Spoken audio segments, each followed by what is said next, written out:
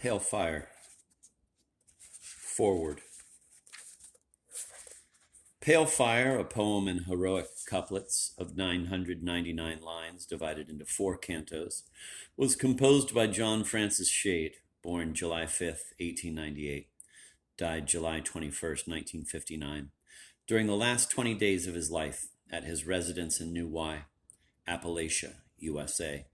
The manuscript, mostly a fair copy from which the present text has been faithfully printed, consists of 80 medium-sized index cards on each of which Shade reserved the pink upper line for headings, canto number, date, and used the 14 light blue lines for writing out with a fine nib and a minute, tidy, remarkably clear hand the text of his poem, skipping a line to indicate double space, and always using a fresh card to begin a new canto. The short, 166 lines, Canto 1, with all those amusing birds and parhelia, occupies 13 cards. Canto 2, your favorite, and that shocking tour de force Canto 3, are identical in length, 334 lines, and cover 27 cards each. Canto 4 reverts to 1 in length and occupies again 13 cards, of which the last 4 used on the day of his death give a corrected draft instead of a fair copy.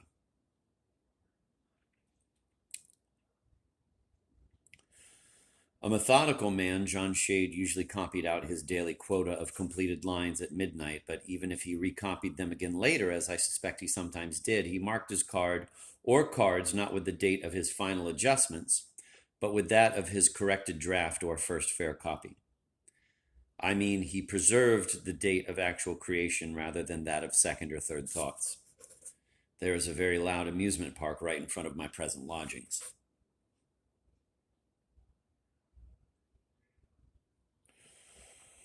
We possess and result a complete calendar of his work.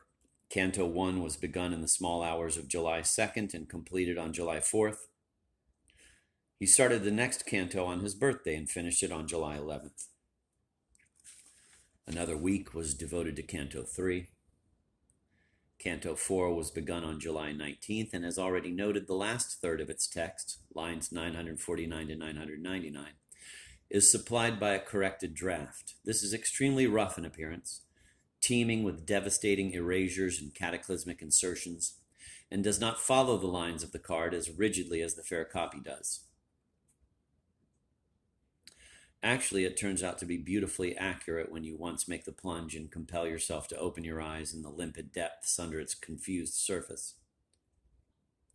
It contains not one gappy line, not one doubtful reading. This fact would be sufficient to show that the imputations made on July 24, 1959, in a newspaper interview with one of our professed Shadians, who affirmed, without having seen the manuscript of the poem, that it, quote, consists of disjointed drafts, none of which yields a definite text, end of quote, is a malicious invention on the part of those who would wish not so much to deplore the state in which a great poet's work was interrupted by death as to asperse the competence and perhaps honesty of its present editor and commentator. Another pronouncement publicly made by Professor Hurley and his clique refers to a structural matter. I quote from the same interview, quote, none can say how long John Shade planned his poem to be, but it is not improbable that what he left represents only a small fraction of the composition he saw in a glass darkly, end of quote. Nonsense again. Aside from the veritable clarion of internal evidence ringing throughout Canto 4, there exists Sybil Shade's affirmation in a document dated July 25th, 1959, that her husband, quote, never intended to go beyond 4 parts, end of quote. For him, the third canto was the penultimate one, and thus I myself have heard him speak of it in the course of a sunset ramble, when, as if thinking aloud, he reviewed the day's work and gesticulated in pardonable self-approbation while his discreet companion kept trying in vain to adapt the swing of a long-limbed gait to the disheveled old poet's jerky shuffle. Nay, I shall even assert, as our shadows still walk without us, that there remained to be written only one line of the poem, namely verse 1000, which would have been identical to line 1 and would have completed the symmetry of the structure, with its two identical central parts, solid and ample, forming together with the shorter flanks, twin wings of 500 verses each. And damn that music! Knowing Shade's combinational turn of mind and subtle sense of harmonic balance, I cannot imagine that he intended to deform the faces of his crystal by meddling with its predictable growth. And if all this were not enough, and it is enough, I have had the dramatic occasion of hearing my poor friend's own voice proclaim on the evening of July 21st the end, or almost the end, of his labors. See my note to line 991.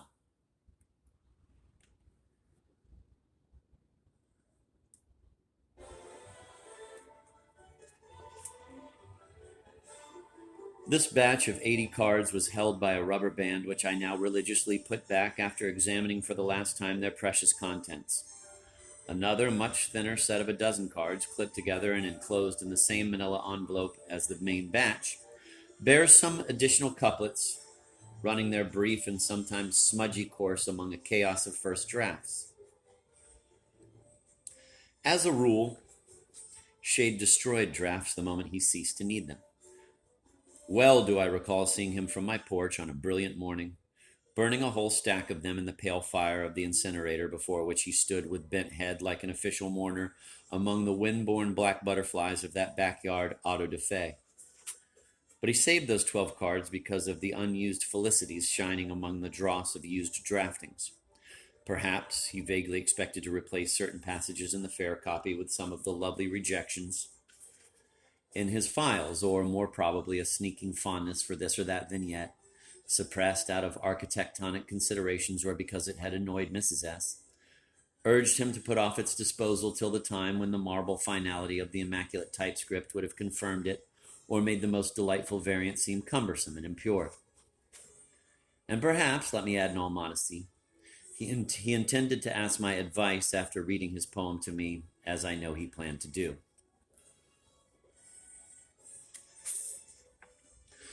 In my notes to the poem, the reader will find these canceled readings. Their places are indicated, or at least suggested, by the draftings of established lines in their immediate neighborhood.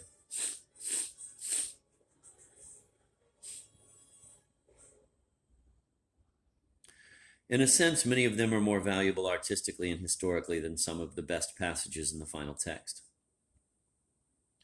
I must now explain how Pale Fire came to be edited by me.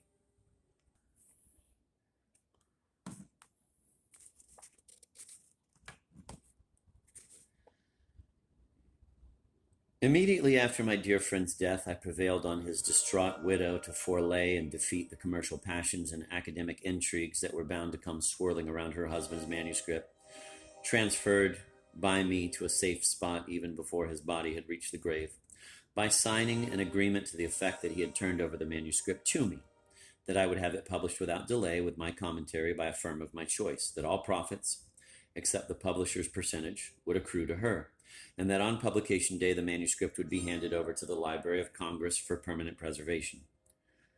I defy any serious critic to find this contract unfair. Nevertheless, it has been called by Shade's former lawyer, quote, a fantastic farrago of evil, end of quote, while another person, his former literary agent, has wondered with a sneer if Mrs. Shade's tremulous signature might not have been penned in, quote, some peculiar kind of red ink, end of quote. Such hearts, such brains, would be unable to comprehend that one's attachment to a masterpiece may be utterly overwhelming, especially when it is the underside of the weave that entrances the beholder and only begetter, whose own past intercoils there with the fate of the innocent author. As mentioned, I think, in my last note to the poem, the depth charge of Shade's death blasted such secrets and caused so many dead fish to float up that I was forced to leave New Y soon after my last interview with the jailed killer. The writing of the commentary had to be postponed until I could find a new incognito and quieter surroundings, but practical matters concerning the poem had to be settled at once. I took a plane to New York, had the manuscript photographed, came to terms with one of Shade's publishers, and was on the point of clenching the deal when, quite casually, in the midst of a vast sunset, we sat in a cell of walnut and glass, 50 stories above the progression of scarabs. My interlocutor observed, "You'll be happy to know, Dr. Kinbote, that Professor so-and-so, one of the members of the Shade Committee, has consented to act as our advisor in editing the stuff. Now, happy is something extremely subjective. One of our sillier Zemblin proverbs says, "The lost glove is happy." Promptly, I refastened the catch of my briefcase and betook myself to another publisher.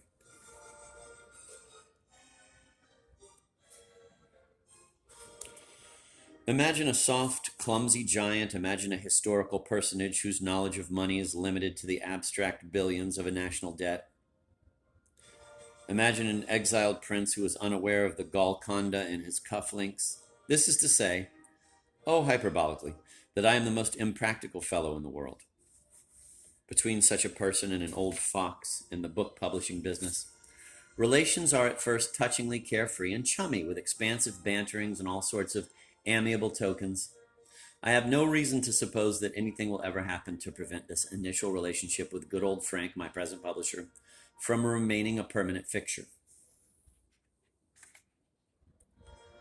Frank has acknowledged the safe return of the galleys I had been sent here, and has asked me to mention in my preface, and this I willingly do, that I alone am responsible for any mistakes in my commentary. Insert before a professional. A professional proofreader has carefully rechecked the printed text of the poem against the phototype of the manuscript and has found a few trivial misprints I had missed. That has been all in the way of outside assistance. Needless to say how much I had been looking forward to Sybil Shade's providing me with abundant biographical data. Unfortunately, she left New Y even before I did and is dwelling now with relatives in Quebec. We might have had, of course, a most fruitful correspondence, but the Shadians were not to be shaken off. They headed for Canada in droves to pounce on the poor lady as soon as I had lost contact with her and her changeful moods. Instead of answering a month-old letter from my cave in Sidarn, listing some of my most desperate queries, such as the real name of Jim Coates, etc., she suddenly shot me a wire requesting me to accept Professor H.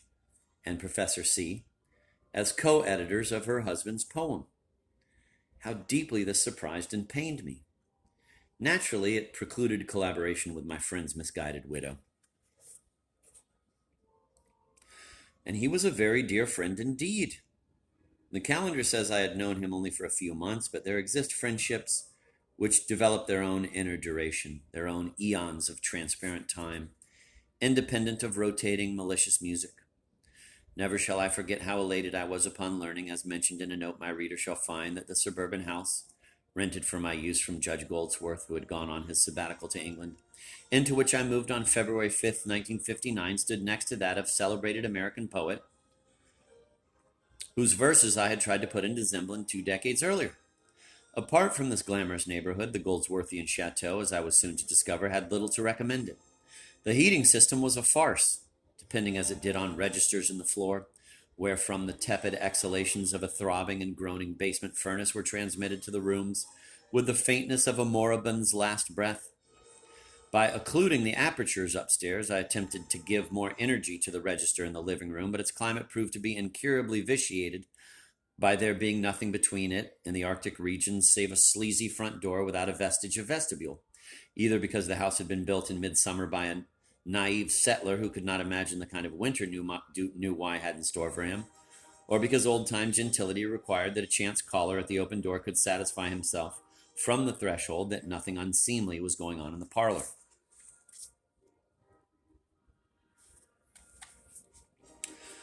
February and March in Zembla, the 2 last of the 4, quote, white-nosed months, end of quote, as we call them, used to be pretty rough too, but even a peasant's room there presented a solid of uniform warmth, not a reticulation of deadly drafts. It is true that, as usually happens to newcomers, I was told I had chosen the worst winter in years, and this at the latitude of Palermo.